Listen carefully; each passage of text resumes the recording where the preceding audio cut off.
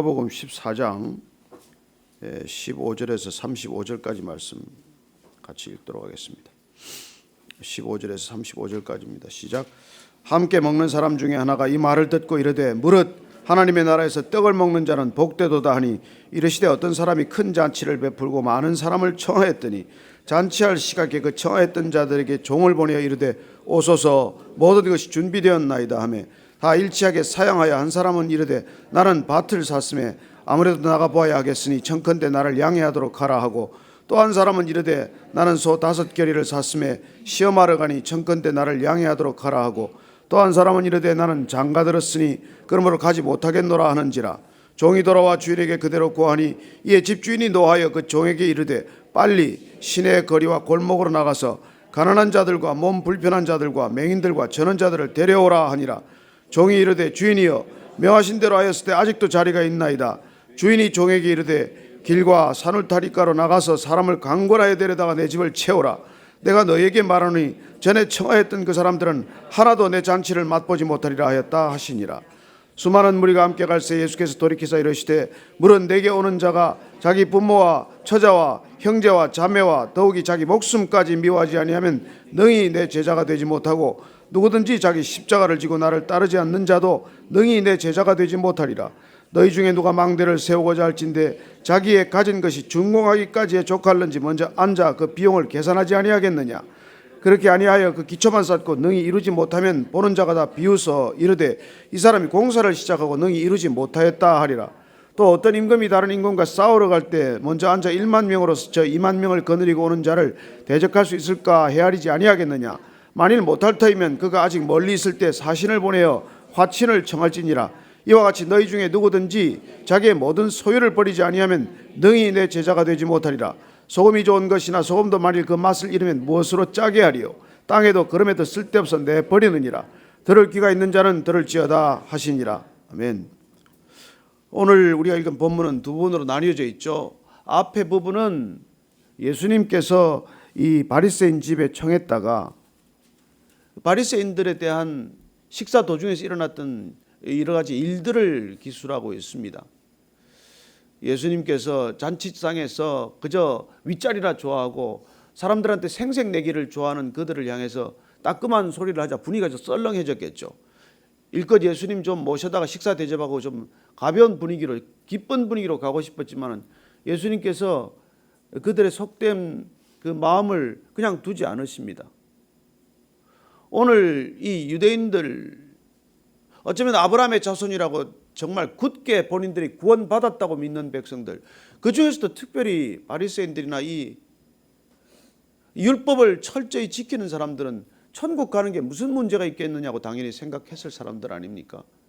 그렇지만 예수님께서는 너희들이 그 잔치집에 초대받은 사람들이 나중에 잔치에 안 가는 것과 마찬가지로 비유를 들어서 너희들이 지금 그렇게 안심하고 있을 때가 아니라는 것을 다시 한번 일깨워 주시고 이 자리를 떠나시게 됩니다. 예수님께서는 지금 잔치집이니까 잔치 비유를 든 것이죠. 정말 예수님께서는 비유의 달인이십니다. 목마른 여자에게는 생수를 들어서 구원을 말씀하시고 농부들에게는 씨 뿌리는 자의 비유를 들어서 구원을 말씀하시고 고기 잡는 사람들에게는 그물의 비유를 들어서 말씀해 주십니다. 예수님께서 일상에 있는 우리 삶 가운데 천국의 형상과 모양을 드러내시는데 사용하지 못할 소재가 없음을 우리에게 보여주십니다.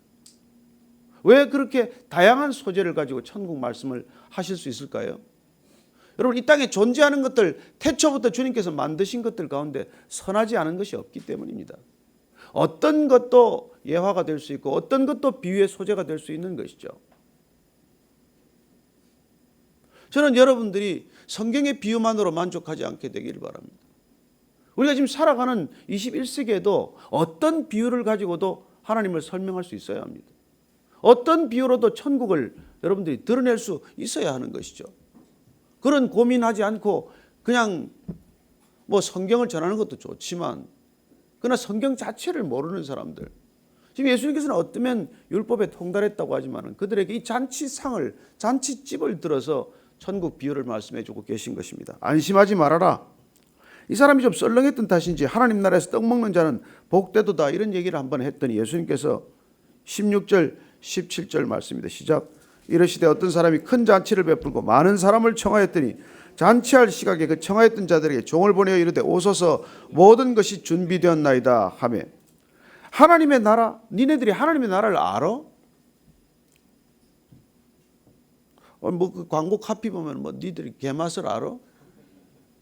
하나님의 나라 입만 열면 얘기하지만은 거기는 말이야 큰 잔치를 베푸는 곳이야. 잔치. 니네들처럼 이렇게 잔치 베푸는 곳이야. 그 잔치에 초대를 해. 주인이 초대를 했는데 이스라엘의 유대 땅의 그 당시 관습은 초대장을 2번 보내게 됩니다. 하나는 우리가 지금 잘 아는 대로 초대 그 RSVP로 들어오는 것이죠. 그래서 답을 해달라는 것입니다. RSVP의 약자는 레퐁데 실브플레, 불어 아침부터 써서 죄송하지만은 응답을 해달라, 옳지 안 옳지 답을 해달라는 그 말에서 나오는 거예요. RSVP는.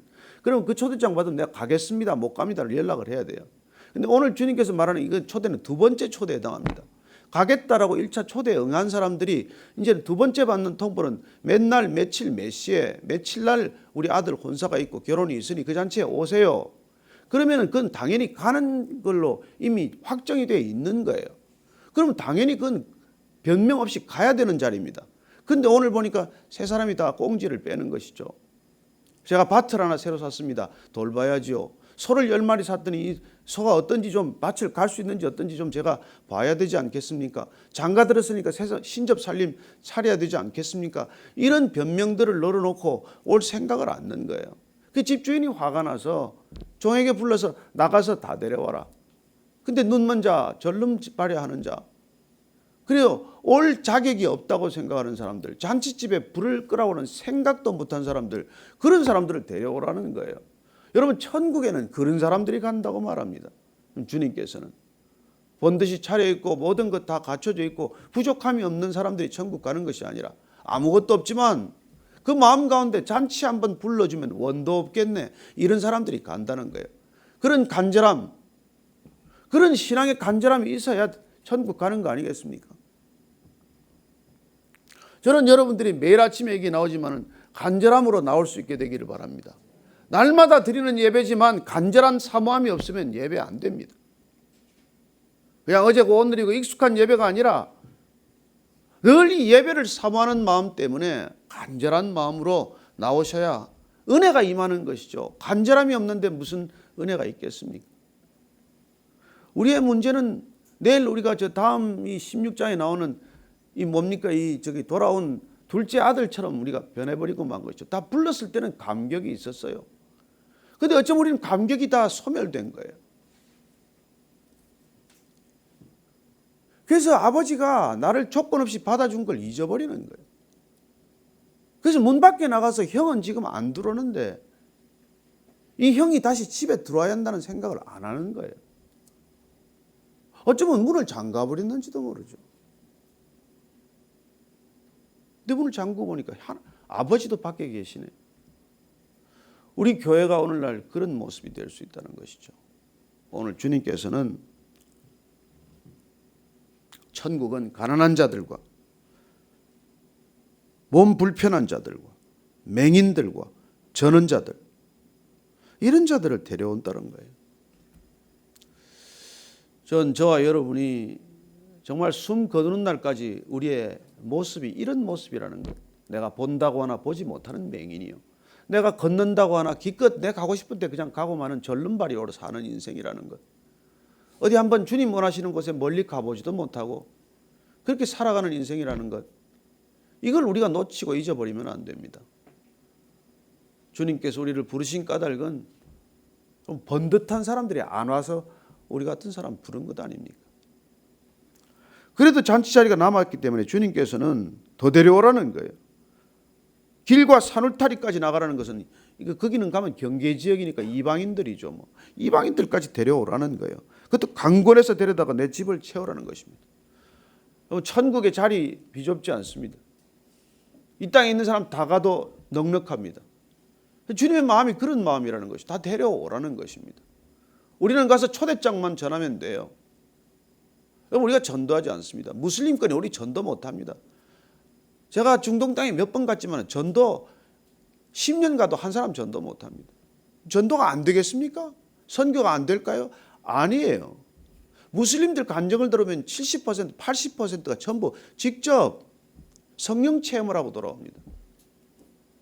그 사람들한테는 우리가 가서 궁금하게 여기는 걸 설명해 주면 돼요. 내가 크리스찬이라는 걸 드러내고 있으면 찾아오게 됩니다. 가서는 절대로 전도 안 되는 곳이 그 땅이에요. 그리고 주님께서는 누구든지 부르고자 하기 때문에 이미 그곳에 다 일하고 계십니다. 선교란 주님이 일하고 계신 걸 가서 보는 것이지 내가 무슨 선교하는 거 아니에요. 내가 하면 사고 납니다. 주님께서 전에 청하했던 그 사람들은 하나도 내 잔치를 맛보지 못하리라. 얼마나 슬픈 일입니까? 이미 잔치에 초대받고 간다고 대답도 했는데 내 삶은 잔치에 갈 마음이 없는 거예요. 왜 그럴까요? 여러분 새 밭을 샀는데 무슨 생각이 있습니까? 소가 10마리 더 생기는데 얼마나 즐겁습니까? 장가 들었는데 얼마나 시집장가 갔는데 깨가 쏟아집니까? 그러나 그걸 그러면 다 무시하라는 겁니까? 이 땅에 사는 즐거움은 다 깡그리 잊으라는 겁니까? 아닙니다. 그건 금욕주예요. 그건 또 하나의 율법입니다. 주님께서는 A나 B를 택하라는 게 사실 아니에요. 우선순위를 놓치지 말라는 것이죠. 그냥 세상 사는 즐거움 때문에 하나님 나라의 진정한 기쁨을 빼앗기지 말라는 것입니다. 여러분 영원한 것을 추구하기 위해서 이 땅의 것들을 바꾸는 것은 하나도 아깝지 않은 거다. 어리석지 않은 선택이다. 그렇게 그 젊은 선교사가 죽어가면서 그런 얘기를 했지만 동일하게 우리가 이 땅의 것들을 가지고 영원한 것들과 바꾸는 것처럼 어리석은 일이 어디 있겠습니까? 돈 좀 벌겠다고 자기 생명을 다 갖다 파는 게 어리석듯이 우리가 이 육신의 몸을 조금 더 호사하겠다고 영적으로 썩어 문드러지는 삶을 지속적으로 산다면 얼마나 어리석고 통탄스러운 일이겠습니까? 그래서 주님께서는 그 둘을 바꾸지 말라는 거예요. 그 얘기하시는 것이죠. 그래서 그 제자도에게 관한 얘기를 또 하십니다. 이들의 무리를 떠나서 제자들 데리고 또 가십니다. 이번엔 제자들한테 더 세게 말씀하십니다. 여러분 주님 따라가기 시작하면 주님 말씀이 점점 세지세요. 초신자 때하고 다릅니다. 그냥 뭐 불신자들로 있을 때 주님께서는 이렇게 믿음 안으로 쑥 데리고 들어올 때하고는 다른 기준을 보게 됩니다. 저는 여러분들이 자라야 할 때 자라야 하고 성숙해야 할 때 성숙해야 한다는 것을 잊지 마십시오. 10년, 20년 다녀도 변함없는 그리스도인을 보는 것처럼 주님께서 마음 아픈 일이 어디 있겠습니까? 우리가 자녀를 10년간 먹이고 키우고 입혔는데 키 하나 안 자라고 생각 하나 바뀌지 않았다면 속이 터지지 않겠습니까?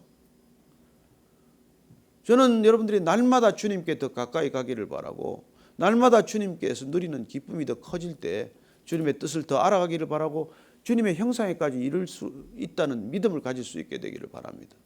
그게 주님 원하시는 거 아니겠습니까? 그래서 오늘 제자들에게 말합니다. 26절 27절입니다. 제자들에게 시작. 무릇 내게 오는 자가 자기 부모와 처자와 형제와 자매와 더욱이 자기 목숨까지 미워하지 아니하면 능히 내 제자가 되지 못하고 누구든지 자기 십자가를 지고 나를 따르지 않는 자도 능히 내 제자가 되지 못하리라. 내 제자. 주님 지금 12제자 부르셨습니다. 이 제자들을 가지고 하나님 나라를 지금 시작하십니다. 이 제자들은 어떤 마음으로 주님을 따라야 하느냐는 것이죠. 주님의 초대장을 어떤 마음으로 받고 지금 이 시점에서는 그 초대가 의미하는 바가 뭔지를 이제는 알 때가 되었다는 것입니다. 그것은 내가 지금까지 중요하다고 생각해왔던 것들을 다 내려놓는 일이에요. 그러면 실제 이 문자 말씀대로 부모도 미워해야 됩니까? 형제도 미워해야 합니까? 아니죠. 정말 문자적으로 그렇게 해석하면 어리석은 해석 아닙니까? 우리가 더 사랑해야 한다는 역시 우선순위에 관한 말씀이죠. 가족 사랑해야 합니다. 주님도 사랑하셨어요. 그러나 내 가족을 미워한다는 그런 이 얘기를 들을 만큼 주님을 더 사랑해야 한다는 거예요. 그래야 끝까지 쫓아간다는 것입니다. 안 그러면 중간에 다 탈락이에요. 제자로서는. 아니 설렁설렁 가는 무슨 성도들이야 어떻겠습니까? 그러나 내가 제자의 길을 가겠다. 주님을 따라가겠다. 일평생 따르겠다 하는 결심이 있다면 그 우선순위는 다 바뀌어야 된다는 것이죠. 그러면 가족을 미워하게 될까요? 아니요. 주님을 더 사랑하면 반드시 가족을 더 사랑하게 됩니다.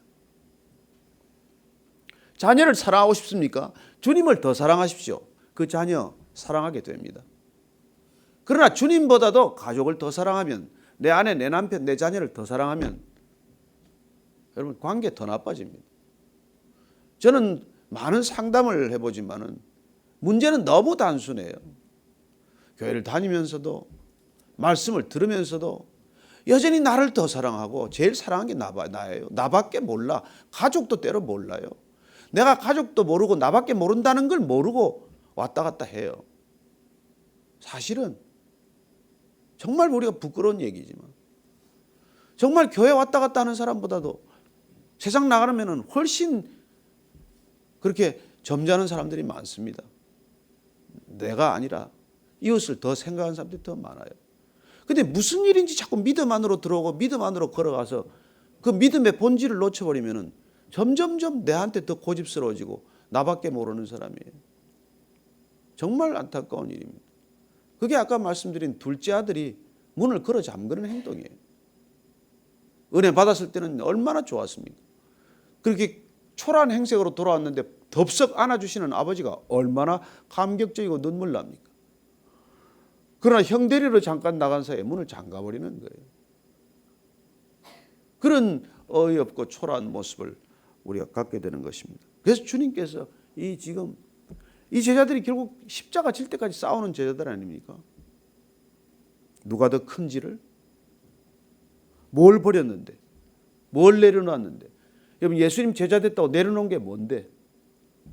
여러분 나를 내려놓지 않으면 아무것도 내려놓지 않은 거예요. 돈 좀 포기한 거, 자리 좀 포기한 거, 그것도 나중에 다 갚아준다고 포기한 거 아닙니까? 뭘 포기했는데? 저는 뭐 그리스도인들이 가끔 간증하다가 뭘 포기했다 그러면 뭘 포기했는데? 원래 지 것도 아닌 걸. 원래 자기 겁니까? 아니잖아요. 그럼 모든 것 다 빚진 자로 살아가는데 뭘 포기했다는 거예요?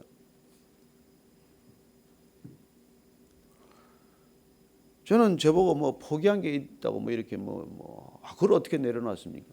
여러분 내려놓은 게 아니에요. 더 좋은 걸 붙들면 그냥 떨어뜨리는 거예요. 가장 좋은 걸 붙드는데 뭘 포기하는데? 가장 좋은 걸 쥐는데. 저는 여러분들이 이 굳건한 믿음으로 가장 좋으신 분과 살아가는 재미를 마음껏 누리게 되기를 바랍니다. 못 누려서 문제예요. 못 누려서 그래요. 누리는 건 세상 걸 누리고 싶고 주님은 세상 걸 누리는 거 조금만 도와주셨으면 하는 거 아니에요? 그래가지고 무슨 신앙생활이 됩니까? 그래서 수양하는 불교도보다 못한 것이죠. 주님께서 오늘 또 코스트에 관한 걸 3번 말씀해 주시는데, 자 가족도 그렇게 해야 되고, 그 다음에 망대 비유 나오죠. 망대를 세우자는데, 망대 여러분 세우려면 끝까지 세울 공사비나 좀 계산하고 세워야지. 중간에 그 공사비를 잘못 계산해 가지고 중간에 공사가 중단되면 흉물스럽지 않겠냐? 일껏 예수님 잘 따른다고 따라 나왔다가 중간에 그렇게 곁길로 세면 보기가 흉하지 않겠냐? 아니 적군이 지금 저렇게 2만 명이나 쳐들어오는데 내가 10,000명 가지고 이걸 상대가 되겠나? 안 되면 차라리 항복하는 게 낫지. 그런 굉장히 이렇게 과격한 비유를 들어주세요. 이거 따르는 거 비용 계산해봐라. 비용 계산해봐라. 그래요. 내가 드려야 할 코스트가 얼마나 큰지를 생각해보라는 거예요. 한번 깊이 한번 묵상해보라는 것입니다. 예수님을 따르는 대가.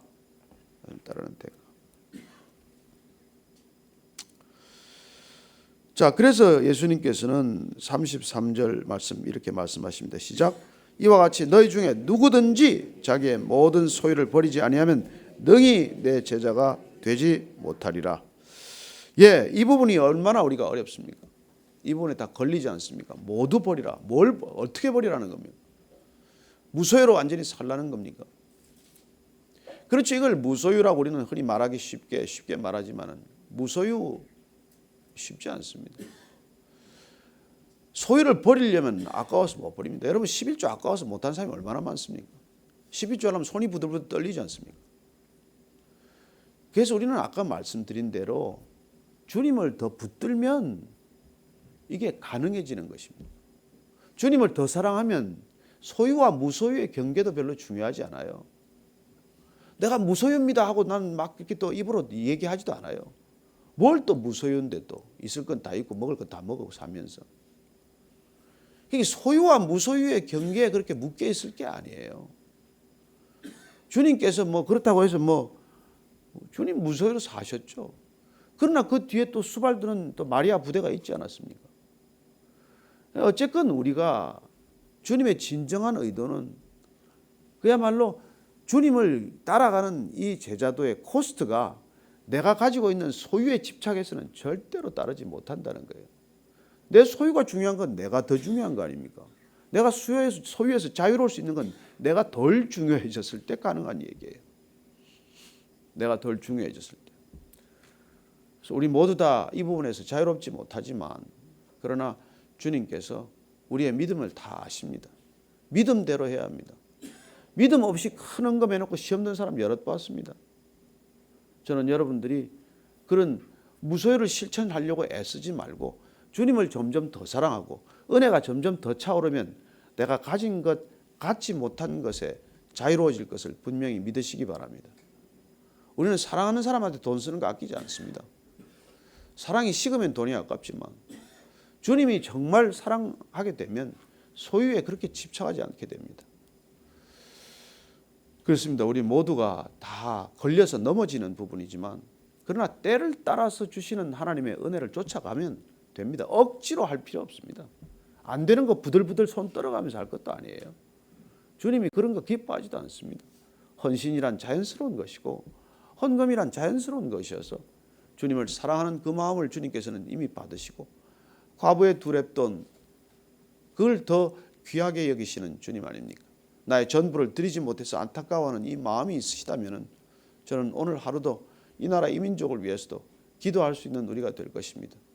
오늘 중대한 결정이 발표될 것입니다. 저는 나 자신이 이토록 소중한 시대를 살아가지만 진정한 믿음의 사람, 믿음의 길이란 소유와 무소유의 경계뿐만 아니라 나와 다른 사람의 경계가 무너지는 삶이에요. 단재 신채호 선생은 역사 자체를 아와 비아의 투쟁이라고 말했지만 그러나 사실 신앙의 길이 그런 거예요. 나 자신과의 투쟁이기도 하고 나와 남과의 경계를 허무는 일이기도 한 것이죠. 남의 일이 내 일이요. 내 일이 곧 우리 모두의 일이라는 그런 생각들을 우리가 정리해가는 삶 아닙니까? 오늘 이 나라 이 민족을 위해서 각별히 한 번 더 기도하시고 저는 어제 한숨도 못 잤습니다. 그리고 기도했더니 새벽녘에 평안을 주셨습니다. 주님께서 이 나라를 지키실 것입니다. 저는 여러분들이 정말 간절한 마음으로 기도하면 신실히 응답하실 주님을 기대하시기 바랍니다. 같이 기도하겠습니다. 하나님 아버지, 그동안 우리가 부르짖어도 기도하고 침묵으로 기도하기도 하고 주님 무릎 꿇고 기도하기도 하고 두 손 들고 기도하기도 하고 통곡하며 기도하기도 했습니다. 하나님 이 나라의 민족을 불쌍히 여겨주시고 긍휼을 베풀어 주셔서 주님의 일을 감당할 수 있는 민족 되게 하여 주옵소서. 주님이 감당할 수 있는 민족 되게 하기 위해서 주님 통일의 깃을 만들고 계신 줄로 믿습니다. 호련히 불현듯 찾아올 그 통일의 준비되게 하시고 우리 모두가 하나님이 주시는 놀라운 승리의 기쁨에 동참하는 우리 모두가 되게 하여 주옵소서. 하나님 아버지 감사합니다. 비록 무화과나무가 무성치 못하고 포도나무에 열매가 없고 감람나무에 소출이 없고 밭에 식물이 없고 우리의 양이 없고 외양간에 소가 없을지라도 구원의 하나님으로 인하여 기뻐했던 그 하박국 선지자의 놀라운 고백이 오늘 이 아침 우리 모두의 고백되게 하여 주옵소서.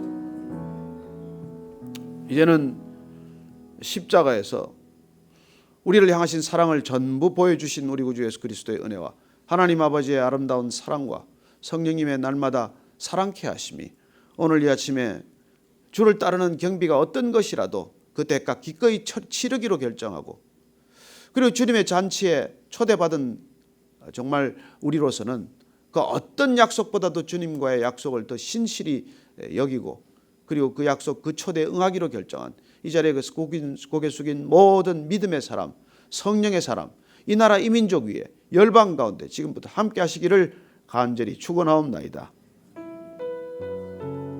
아멘.